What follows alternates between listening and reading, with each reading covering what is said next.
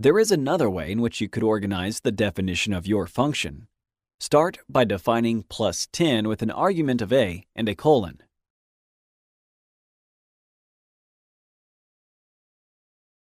On the next line, instead of directly returning the value of a plus 10, another variable can be created inside the function to carry that value.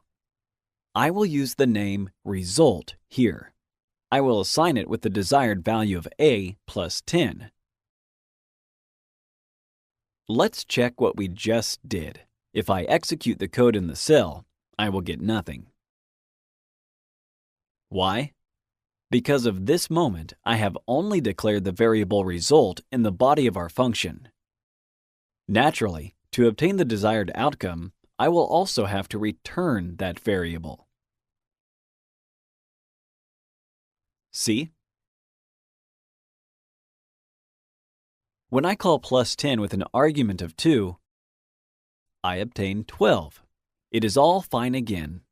Print takes a statement, or better, an object, and provides it printed representation in the output cell. It just makes a certain statement visible to the programmer. A good reason to do that would be when you have a huge amount of code and you want to see the intermediary steps of your program printed out, so you can follow the control flow. Otherwise, print does not affect the calculation of the output. Differently, return does not visualize the output. It specifies what a certain function is supposed to give back. It's important you understand what each of the two keywords does. This will help you a great deal when working with functions.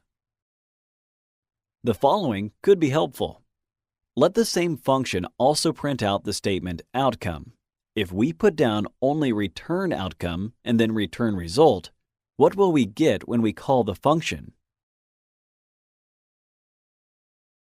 Just the first object to return, the statement outcome.